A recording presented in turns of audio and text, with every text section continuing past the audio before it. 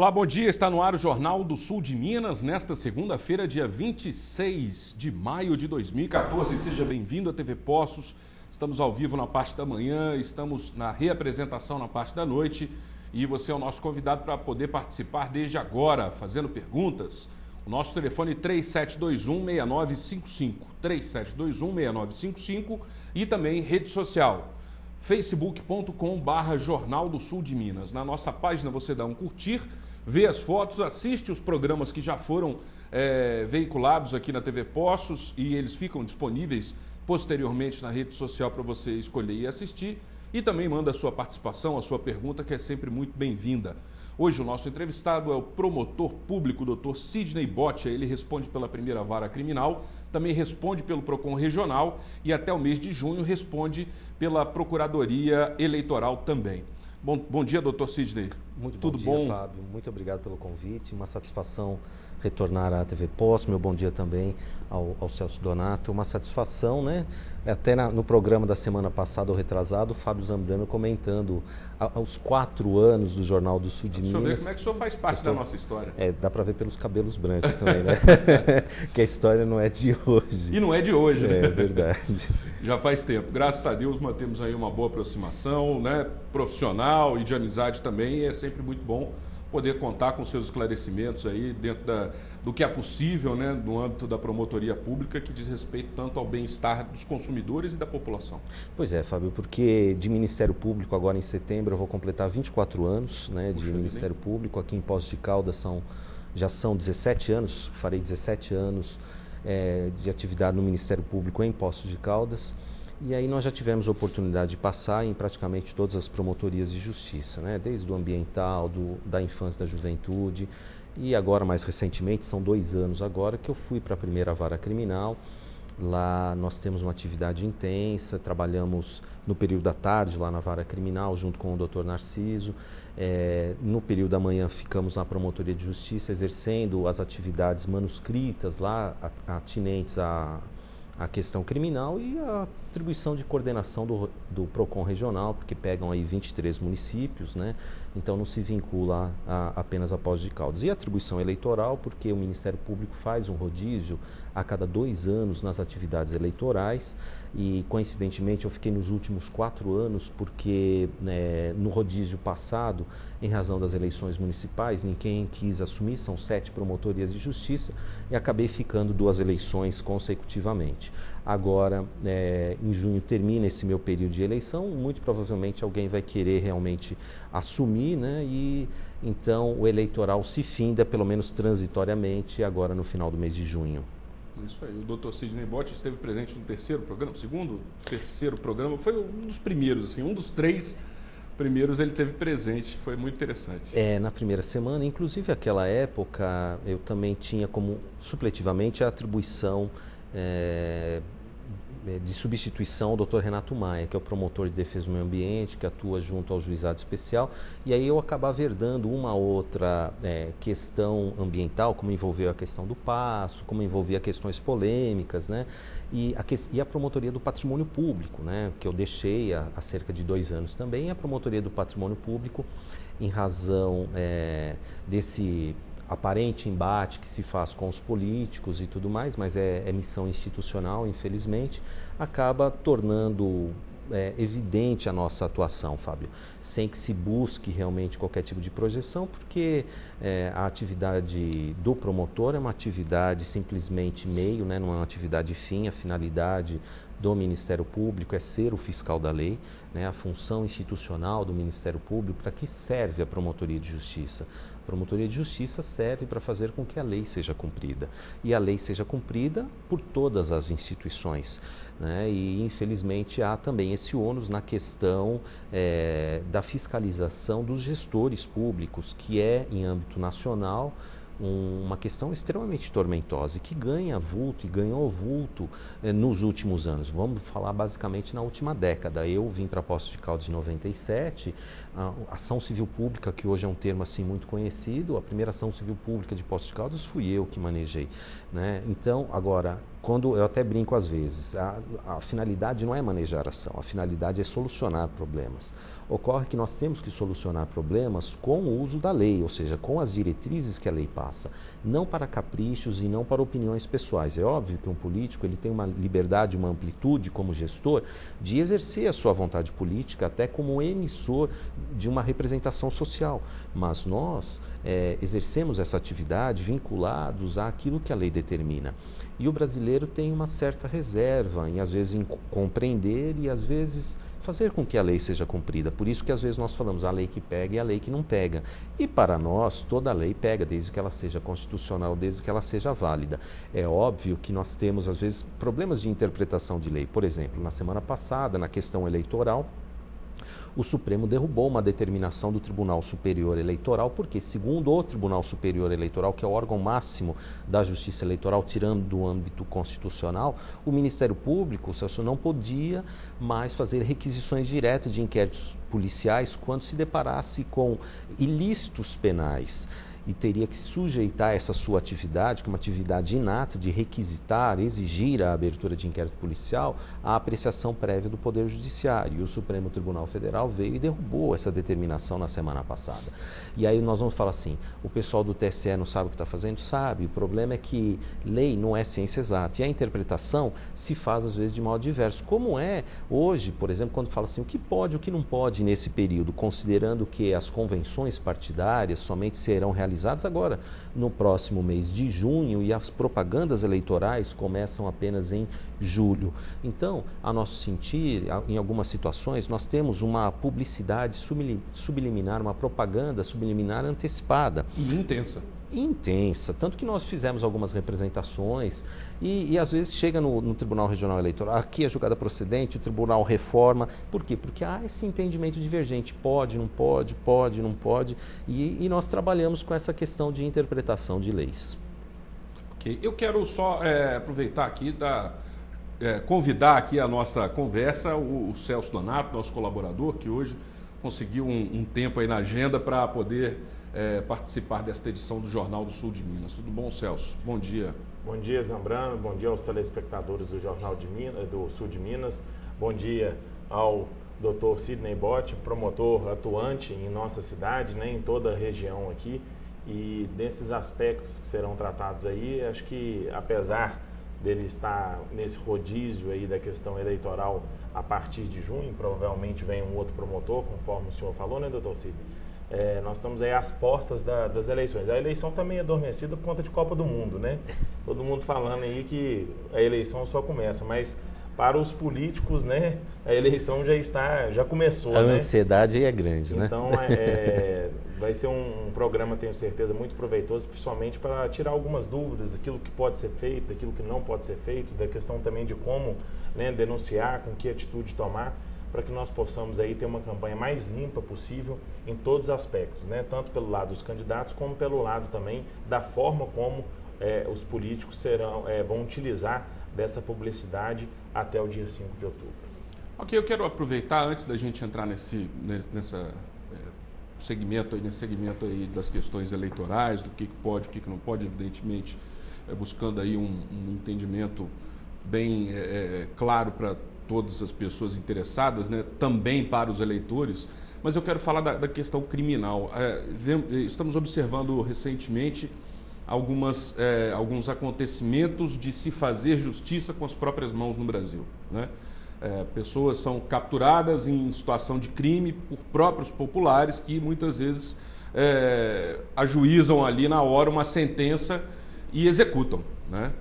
E o que o senhor pode nos falar disso? De que forma a promotoria pública lida com essas situações? Graças a Deus ainda não encontramos algo semelhante aqui na nossa região, pelo menos de tão grande vulto como aconteceu no Guarujá ou até mesmo no Rio de Janeiro, onde um menor de idade foi amarrado pelo pescoço num poste, né? Algumas coisas assim acabam impactando, né?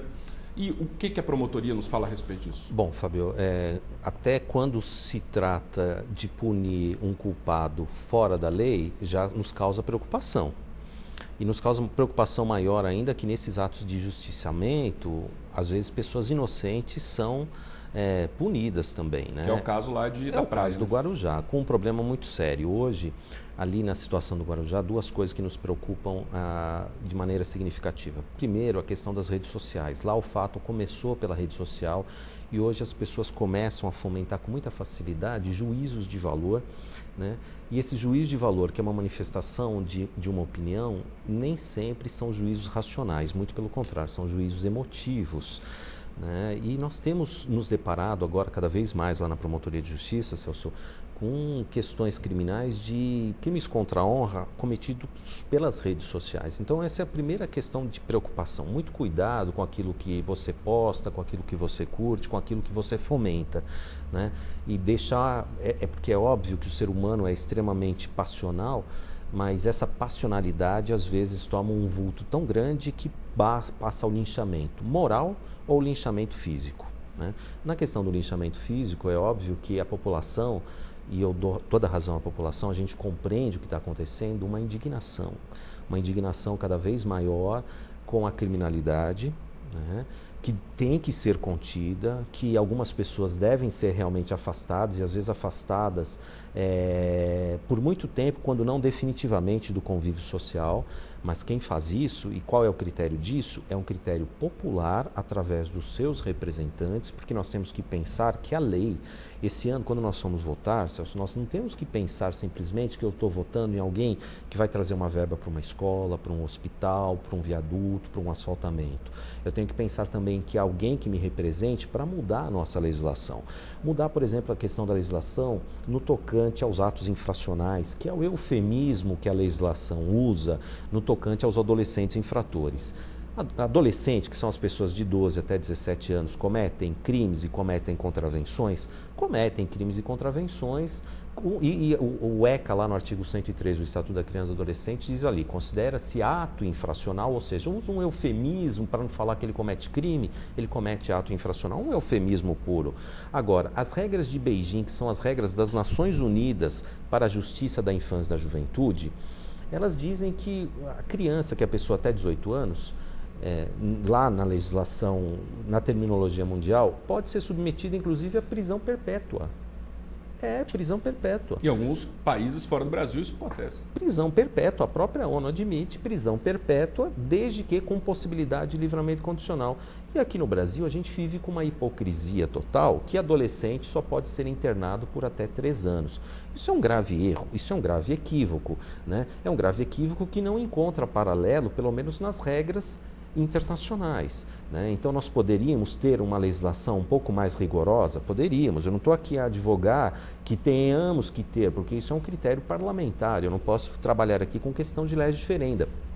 Mas não é por outro motivo que há cerca de um mês atrás foi encaminhado realmente um projeto de lei, porque muito mais do que se discutir a redução da idade penal de 18 para 16 anos, quer me parecer que nós tenhamos que discutir o aumento do prazo de internação e a coragem de se criar instituições para se abrigar adolescentes infratores. Hoje o teto de internação de um adolescente infrator, internação é eufemismo para prisão, para contenção de liberdade. Hoje, pelo Estatuto da Criança e do Adolescente, o adolescente pode ficar internado, preso, recolhido por até 3 anos. Ou seja, mesmo que tenha completado o ato infracional com 17 anos, 11 meses e 29 dias, né, até os 21 anos ele poderia ficar recolhido. Agora, um deputado de São Paulo entrou com um projeto, né, para alterar esse prazo de internação mínimo de 3, passar a 8 anos, que já é algo, me parece, muito bem-vindo, muito significativo, e elimina aquela celeuma se tem ou não que reduzir a idade de 18 para 16 anos. Ok, então a gente vai fazer um breve intervalo, vamos continuar falando a respeito dessa questão da criminalidade, principalmente dessa abordagem em relação aí aos jovens, né? O Celso tem uma pergunta, ele faz no próximo bloco. Eu convido você também a participar pelo nosso telefone 3721-6955. Aproveite a presença aqui do Dr. Sidney Botia, tire as suas dúvidas. E nós voltamos em instantes.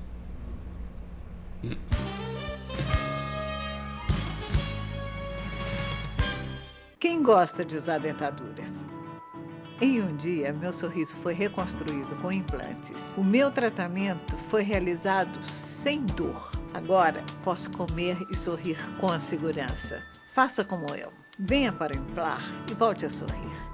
Implar Poços de Caldas. Referência na cirurgia guiada por computador. Sem cortes, sem dor, em um dia. Agende sua consulta. 3722-3465. Com a For Rastreamento, você rastreia, controla e localiza, desde veículos de passeio a máquinas agrícolas. Você também gerencia sua equipe de trabalho e transporte de cargas. Use seu computador, tablet ou smartphone como uma central de monitoramento e receba informações em tempo real. Simples, rápido, inteligente e 100% online. For Rastreamento. Controle total e confiabilidade.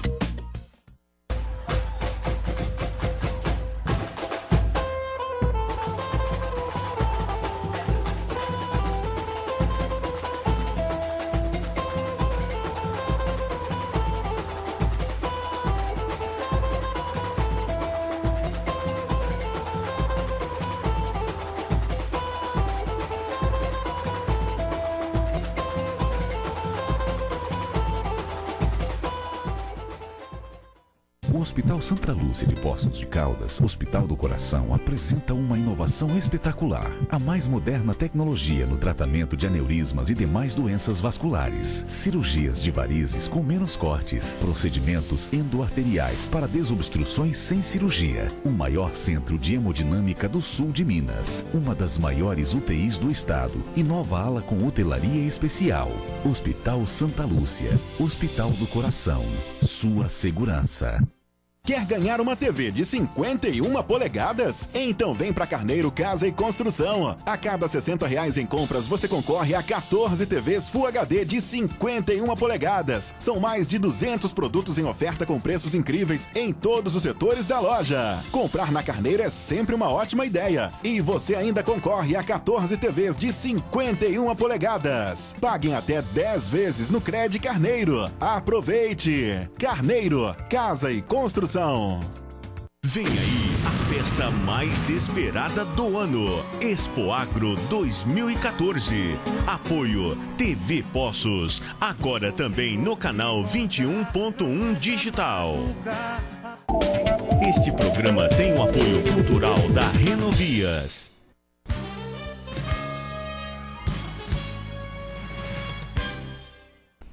Estamos de volta com o Jornal do Sul de Minas. O doutor Sidney tem um complemento aí da pergunta anterior, mas eu vou falar para o Celso fazer a dele também, ele já consegue conciliar aí.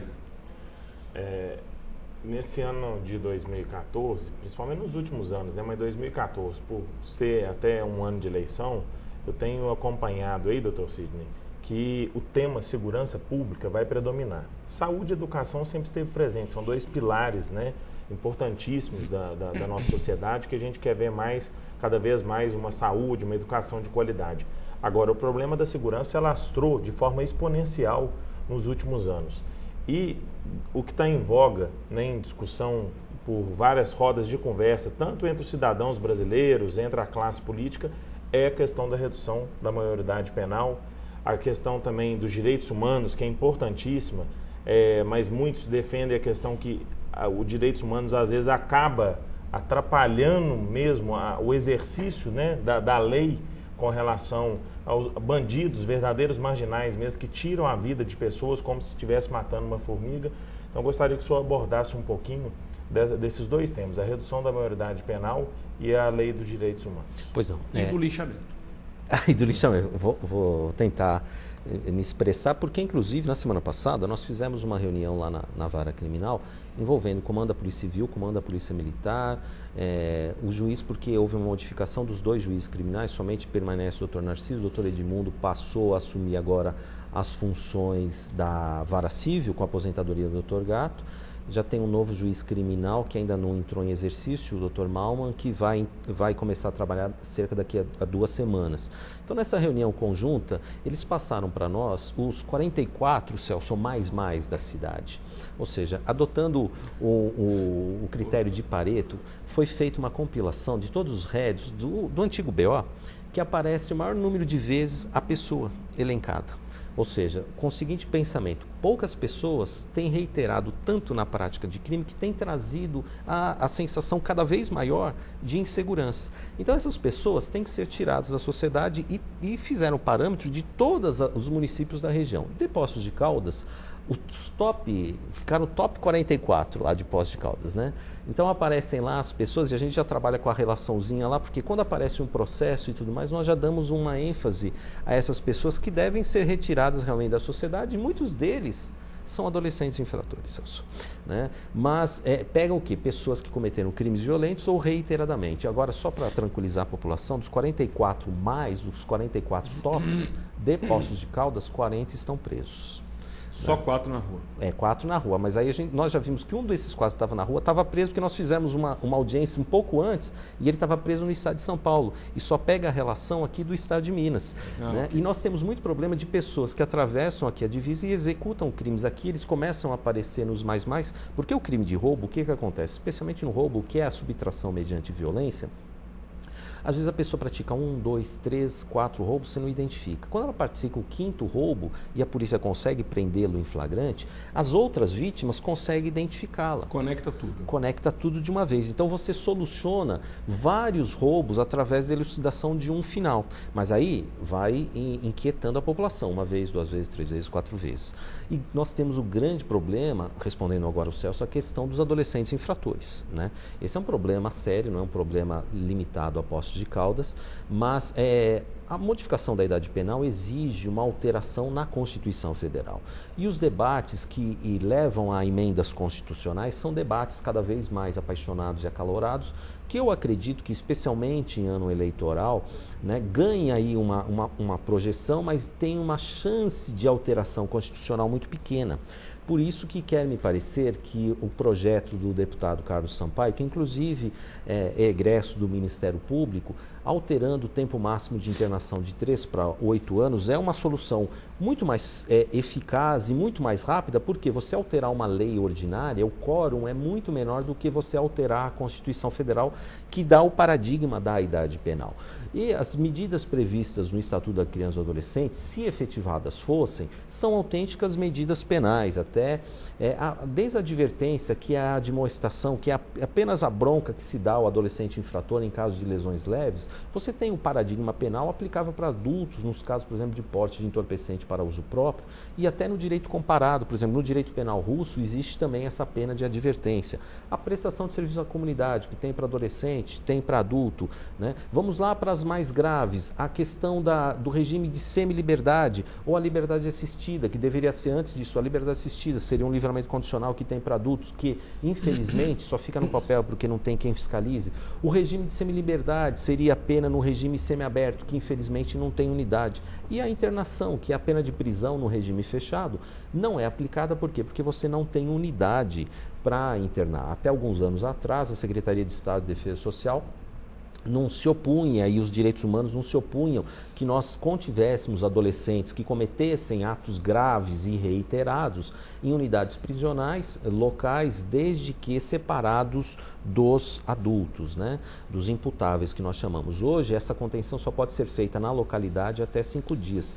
Por isso eu já falei, tenho advogado isso, quando eu vim a última vez no programa, mesmo ano passado, já falo isso, é o seguinte: já que se avizinha a construção da nossa unidade prisional nova, o prédio atual da cadeia pública, eu falei isso para o secretário de Estado de Defesa Social, Dr. Rômulo Ferraz, que também é do Ministério Público, né, e está licenciado para suas atividades junto ao Poder Executivo Estadual, que a unidade prisional local tinha que ser transformada em um centro de adolescente infrator, né? É óbvio que o prédio causa um certo repúdio.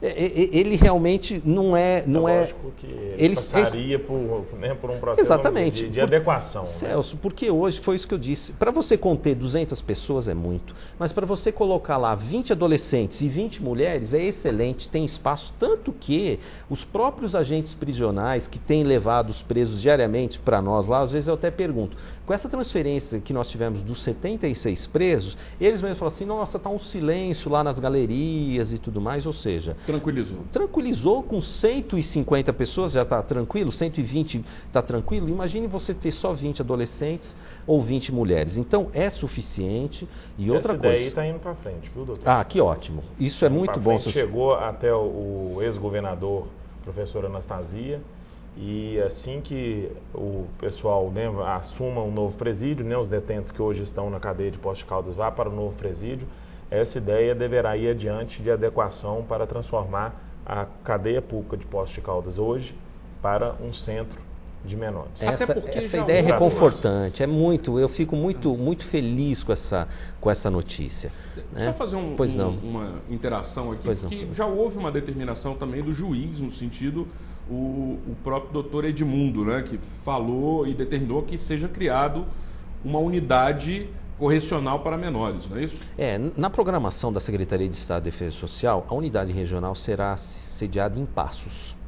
Né? Dentro do cronograma que foi passado de construção das unidades prisionais. Esse que é o problema, ficar longe daqui. Né? Então, é porque e até no tamanho das unidades, na questão de número de vagas e tudo mais, o Dr. Rômulo até falou, eu até disse numa reunião para ele, falou assim, olha, mas o número de vagas, de 300 vagas, para nós aqui é insuficiente, teria que ser pelo menos 500 vagas. Ele disse, não, mas Sidney, nós queremos unidades menores, que é mais fácil para conter, e se houver problema você transfere para Alfenas, que vai ter a unidade dele, para Machado, que vai ter a unidade dela, para Andradas, que já tem a unidade, e realmente é muito inteligente. Agora, o grande problema é realmente hoje a questão da delinquência juvenil, né? Porque dá uma sensação que não existe lei, e existe, mas não existe estrutura adequada para isso.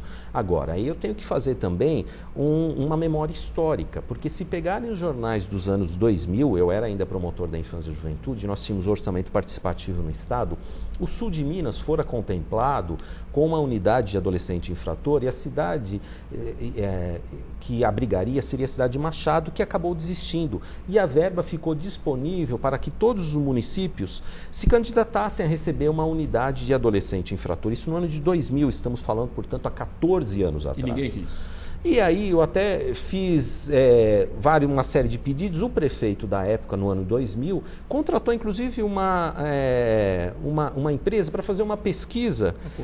Uma consultoria. E a consultoria concluiu que Poços de Caldas não comportava uma unidade adolescente infrator. Podem pegar os jornais do ano 2000, eu achei isso um absurdo. Bem lembrado. E hoje nós estamos pagando o preço, né, do político que não quer ter o ônus de falar assim, eu construí uma unidade de adolescente infrator. E o que é melhor, o menor infrator nas ruas, né, cometendo crimes, ou num local especializado? É essa consciência que todos Celso, devem, né? E aí é uma questão até de âmbito mundial, não precisa ter preconceito. Quando eu passei aquele dado das regras de Beijing, que permite inclusive prisão perpétua, com direito a livramento condicional, denota que nós levamos essa discussão a um pseudo-direitos humanos, de pessoas que desconhecem, infelizmente, a legislação mundial e se ficam arraigadas a questões muito pequenas, né? Então, por exemplo, mesmo quando se discute questão de pena de morte, só fazendo um paralelo, só para as pessoas refletirem, às vezes eu falo isso para os meus alunos na PUC,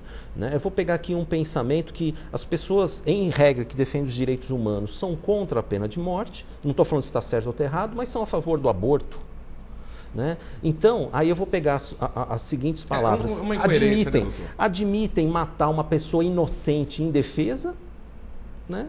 Mas não admitem eliminar uma pessoa que ofendeu gravemente as leis do seu país. E essas palavras são de Joseph Ratzinger, ou seja, o Papa Bento XVI, o Papa Emérito. Eu acho que direitos humanos é bom também para o outro lado, para o lado daquele que sofreu, que saiu de manhã para trabalhar, durante um momento foi interrompido no seu trajeto por um bandido que muitas vezes lhe ceifou a vida. Esse sim não, na minha visão, é aquele que merece ter direitos humanos. Aquele que cometeu o crime, ele tem direito a ser submetido às leis. Né? E é por isso que a população fica indignada e às vezes parte para o linchamento. Por quê? Porque alguns crimes a população deu uma inércia, causam uma repulsa tão grande, Zambrano, causam uma repulsa tão grande que eles olham para o Estado, eles não confiam no Estado, porque também é uma desconfiança do Estado. Eu não confio no Estado, eu não confio na justiça, né? Tem aqueles ditados, a polícia prende, a justiça solta, né? Mas nós trabalhamos dentro de um sistema que eu vejo o empenho das nossas autoridades policiais, eu vejo estou lá no dia a dia, pelo menos procuro me empenhar e posso afiançar que lá nas varas criminais nós temos nos dedicado diuturnamente a conter essa criminalidade, mas nós trabalhamos com leis e trabalhamos com unidades prisionais. E a população às vezes se sente impotente e parte para atos de força, para atos de linchamento, que são atitudes desesperadas, que não podem ser estimuladas, mas que eu acabo até compreendendo. Por quê? Porque ali ela é frágil individualmente, mas quando ela se une, acaba tendo força, né? E os atos de justiçamento no Brasil, diferente do que acontece em outros países, onde às vezes nós verificamos na Ásia, no Oriente Médio, né, mulheres que são apedrejadas por questões religiosas, né, às vezes por questões culturais, por questões sexuais. No Brasil, os linchamentos eles têm uma característica sociológica interessante. Normalmente são atos de autodefesa, ou seja, elas se voltam contra autores de crimes e normalmente de crimes graves, às vezes até com arrebatamento de presos, né? O preso já está contido pela polícia e eles vão lá e procuram arrebatar, às vezes na porta de delegacia, com esses atos que nós compreendemos, mas não podemos estimular. E por isso que a legislação teria que ter uma feição hoje, eu acredito, uma feição mais rigorosa. Nós temos caminhado, e a discussão dos direitos humanos é uma discussão muito importante. Agora, é uma discussão que não pode ser limitada a prerrogativas apenas de uma parcela da população, de uma parcela minoritária da população. Porque a parcela majoritária da população, que é a que cumpre as leis, que cumpre com suas obrigações, porque cumprir a lei não é mérito, é obrigação, né? A pessoa que trabalha, às vezes a pessoa chega lá e fala, sou trabalhador.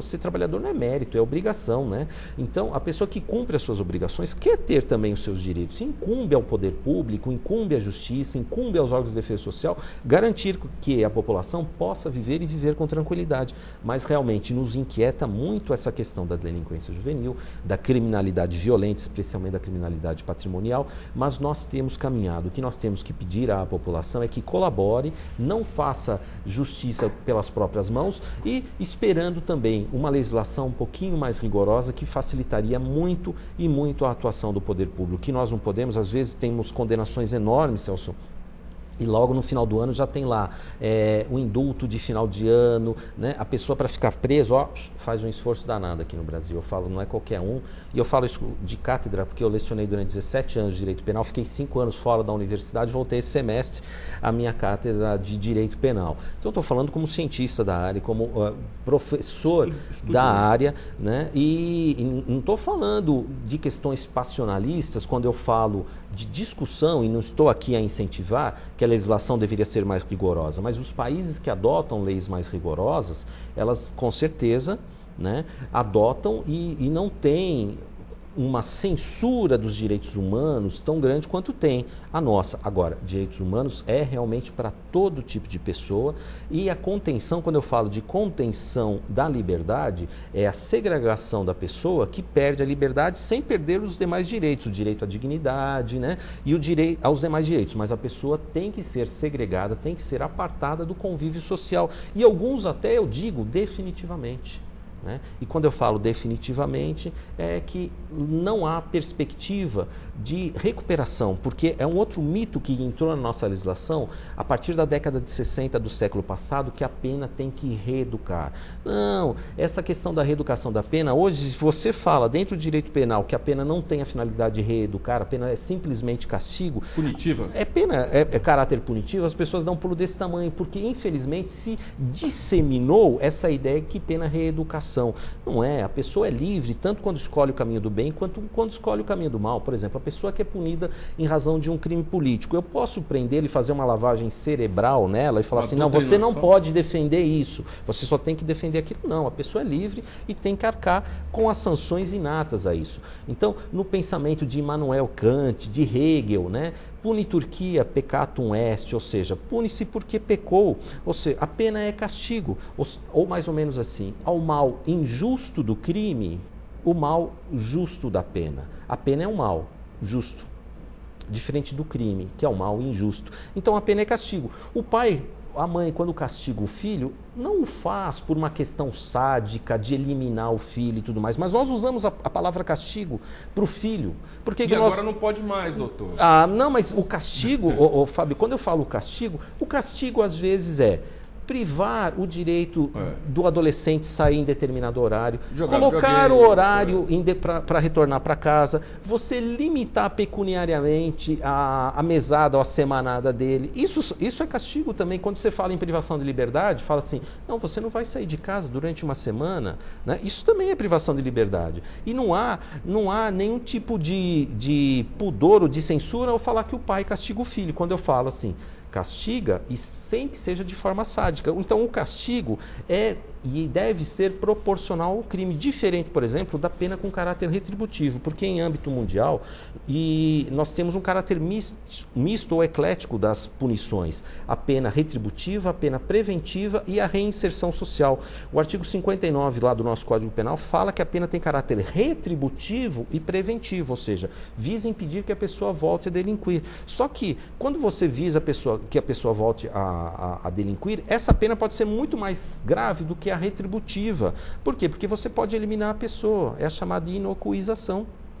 Né? Então a pena retributiva ela não é mais grave do que a pena preventiva. E a reinserção social entra na nossa legislação a partir da Lei de Execuções Penais, uma lei de 1984, a Lei 7.210 de 84. Ou seja, o tema é apaixonante, mas ele não pode ser feito de forma passional. Por quê? Porque senão a gente não chega em lugar nenhum. Então a redução, só para responder, da idade penal é um tema que passa por essas questões passionais e não vê e não foca que, mesmo mantida a idade de 18 anos, nós temos meios jurídicos de conter e de limitar para adolescentes que reiteradamente praticam atos infracionais ou atos graves, sejam contidos. A população, quando ela manifesta através de um ato de linchamento, ela fala assim, eu não quero mais, eu quero um basta, eu admito até matar uma determinada pessoa. A gente não pode incentivar, mas compreende por quê? Porque ela não confia no poder público e o poder público em todas as suas vertentes. É isso aí.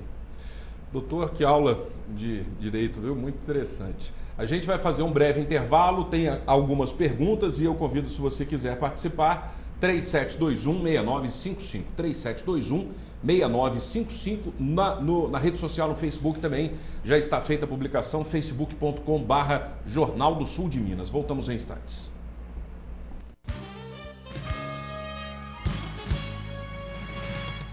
O Hospital Santa Lúcia de Poços de Caldas, Hospital do Coração, apresenta uma inovação espetacular. A mais moderna tecnologia no tratamento de aneurismas e demais doenças vasculares. Cirurgias de varizes com menos cortes. Procedimentos endoarteriais para desobstruções sem cirurgia. O maior centro de hemodinâmica do sul de Minas. Uma das maiores UTIs do estado. E nova ala com hotelaria especial.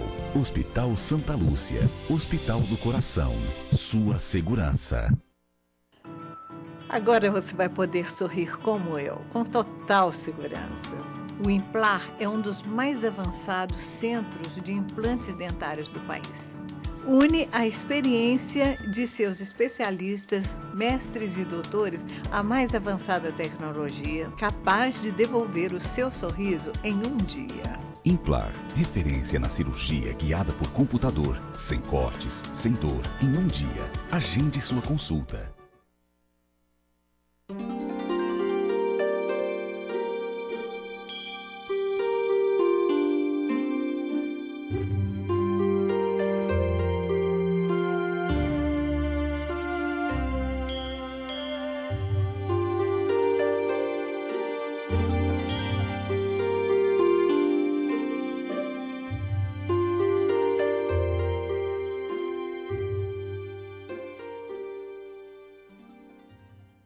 Hoje eu vim para falar de uma coisa séria.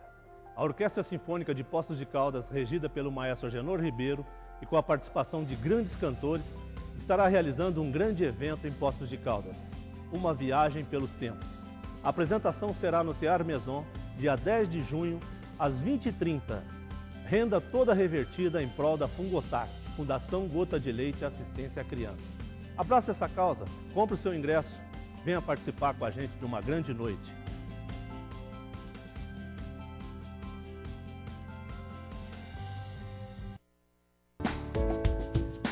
A cada semana, uma entrevista mostrando o que você faz para o desenvolvimento da sua cidade e região.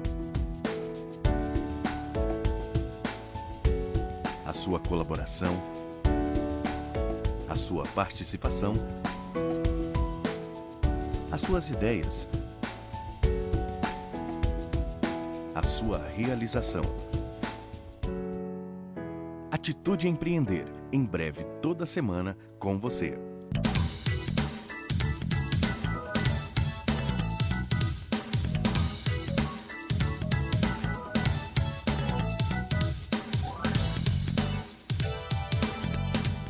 O governo municipal de Botelhos vem investindo em diversos setores, proporcionando cada vez mais melhorias à população de Botelhos. Farmácia de Minas em pleno funcionamento, doação de terrenos nos loteamentos Serra Verde e Bela Vista, aquecedores solares instalados em Botelhos e nos distritos, recuperação de ruas e avenidas, implantado o sistema de apostila do Grupo Positivo na rede pública de ensino. O município vem progredindo cada vez mais e o que é melhor, sem dívidas. O exercício de 2013 foi encerrado com um superávit de mais de 650 mil reais. É o governo municipal trabalhando por Botelhos. Fique por dentro.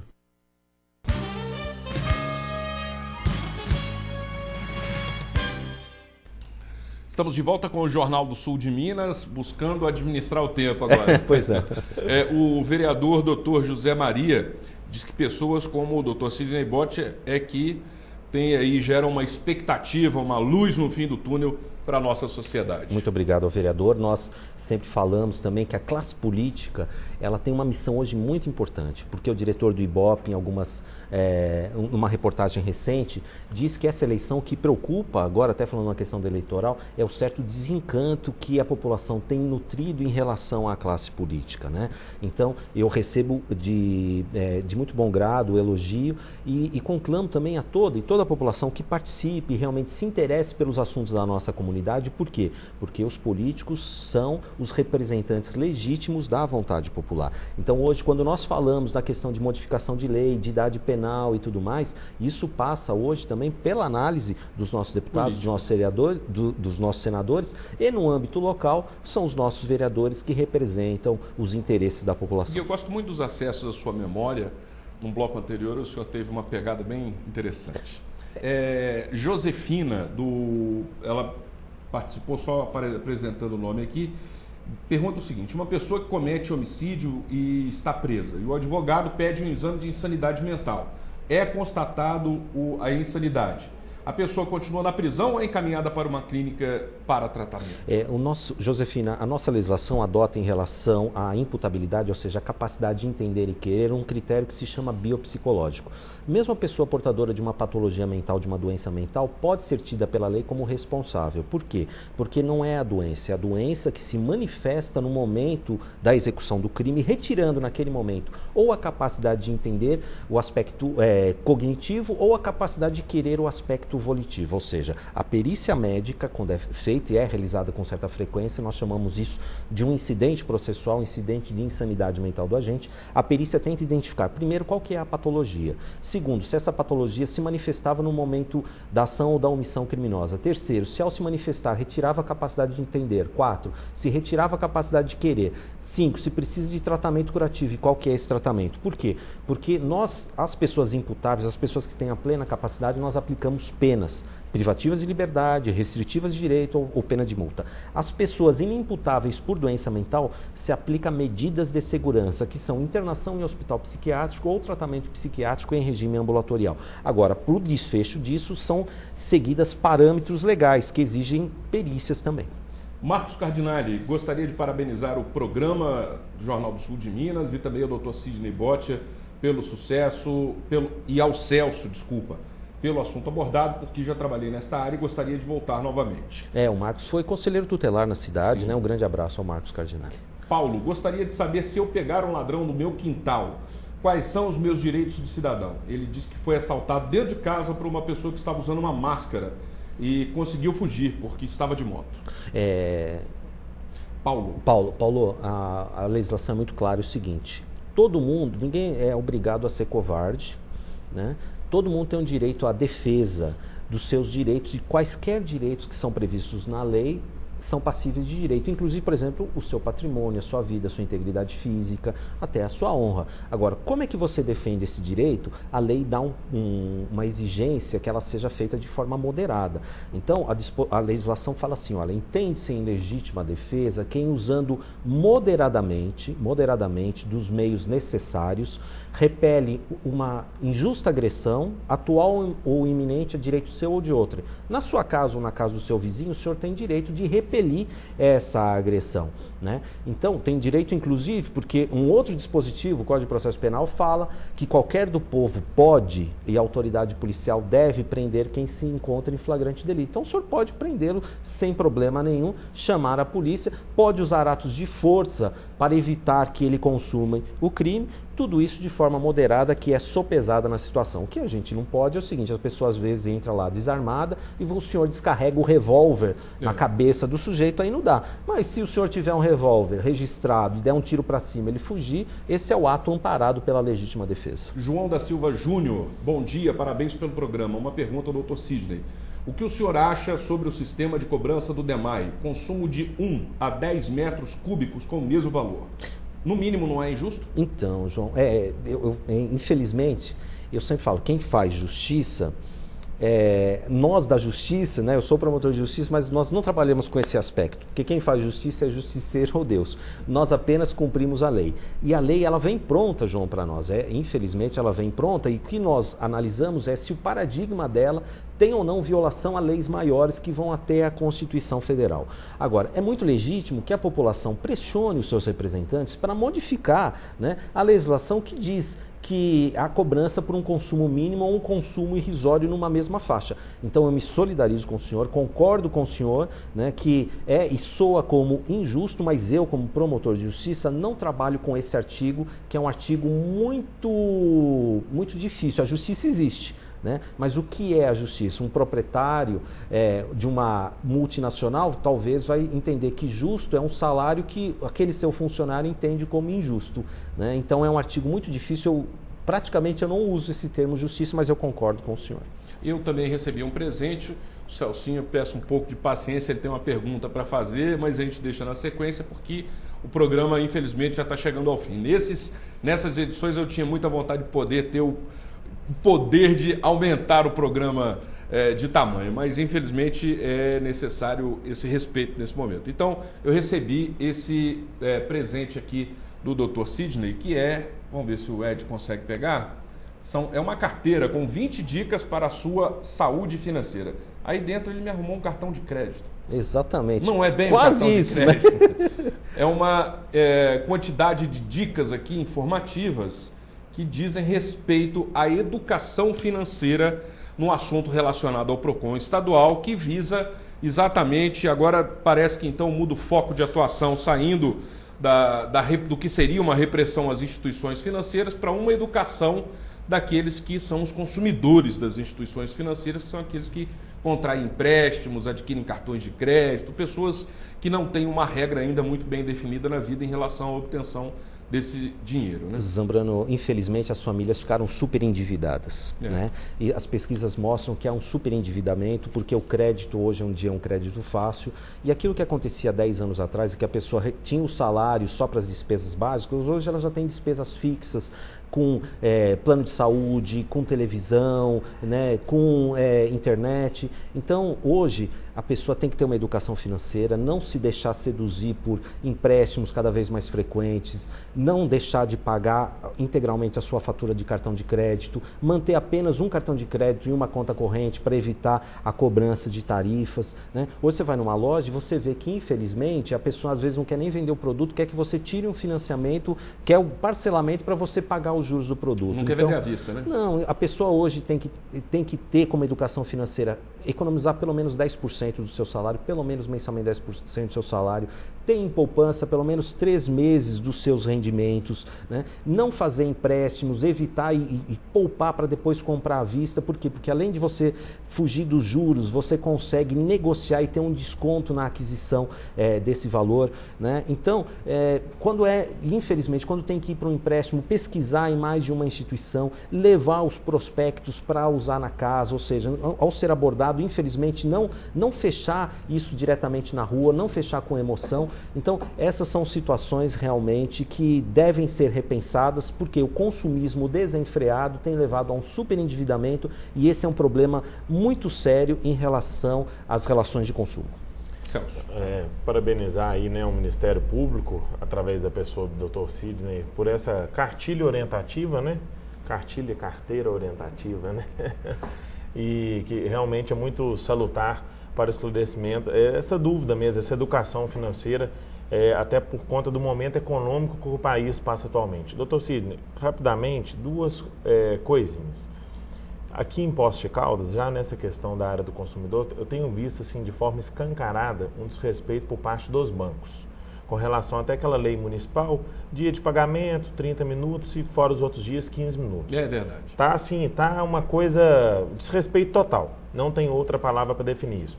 A questão das operadoras também de celular, tem muito o problema das operadoras, mas também tem os agentes, que são os revendedores, que muitas vezes o cliente vai lá, habilita uma linha, depois ele vai e cancela, o agente, como ganha repasse da operadora, não cancela e fica depois jogando as costas da operadora. Enfim, a questão da telefonia é uma reclamação que está sempre à frente, aí, junto com cartões de crédito e outras coisas mais. E depois, se possível, antes de encerrar o programa, hoje, agora, no meio, vamos nos colocar já nesse período, até dia 10 de junho começam as convenções eleitorais, né?